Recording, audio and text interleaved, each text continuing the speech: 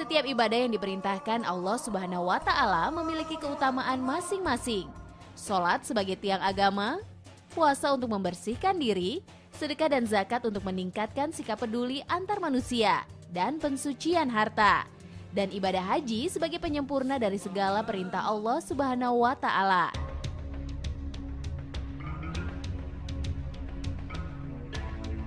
Pemirsa, selain ibadah wajib tadi, ada ibadah yang sangat mudah dilakukan dan sangat dianjurkan Allah Subhanahu wa Ta'ala, yakni berzikir.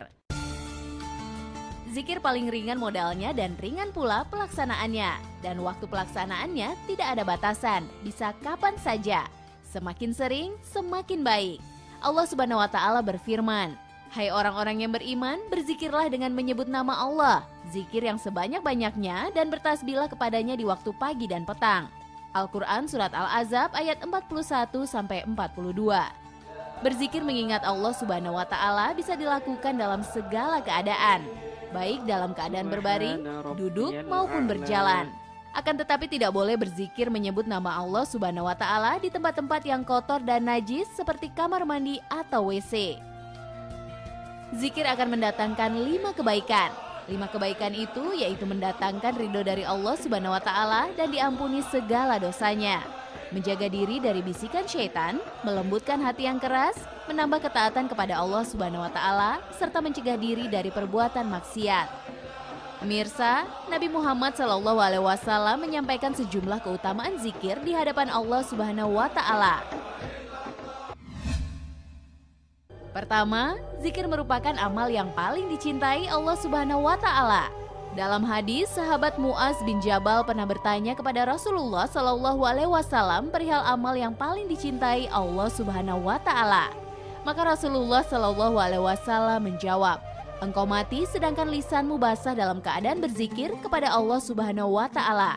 Hadis riwayat At-Tabarani.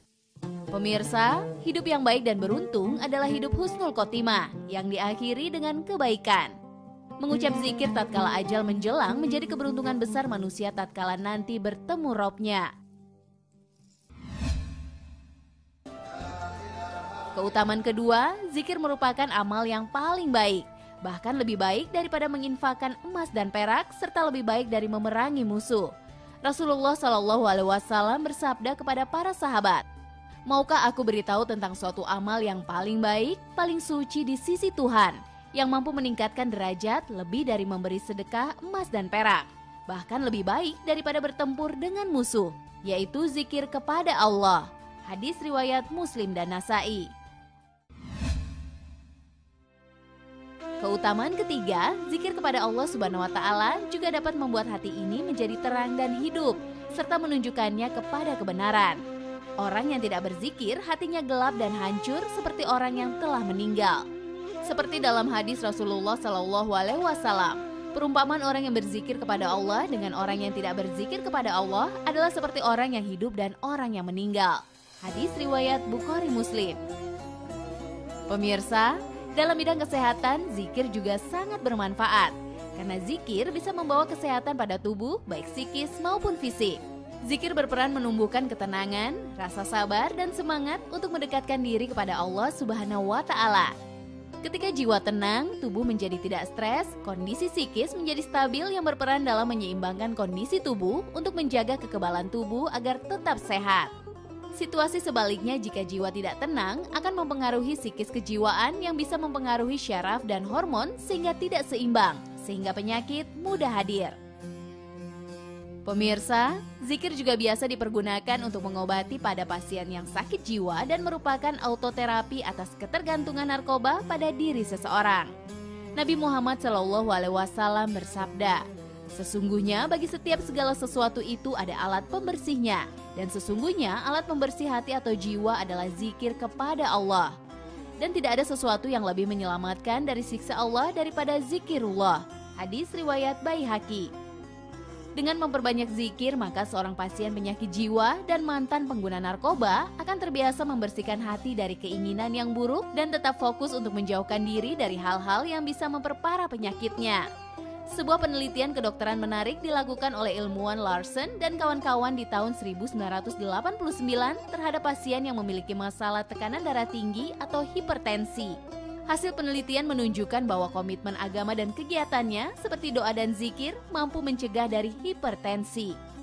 Penelitian kedokteran lain yang dilakukan Dr. Arman Yurisal di Saleh menunjukkan dengan berzikir, la ilaha illallah dan astagfirullah akan menghilangkan nyeri serta menumbuhkan ketenangan dan kestabilan syaraf. Menurutnya, aktivitas berzikir akan mempengaruhi otak dan selanjutnya melalui otak terjadi perbaikan fungsi-fungsi organ yang lain. Terbukti sudah kedahsyatan dari ibadah zikir. Ibadah nan mudah dan bisa dilakukan kapan saja. Hati manusia pada hakikatnya membutuhkan suplemen makanan. Dan suplemen untuk hati tersebut adalah zikir. Zikir sudah terbukti bermanfaat bagi kesehatan fisik maupun jiwa. Sudah sepantasnya kita sebagai umat muslim yang budiman mengamalkan ibadah yang satu ini.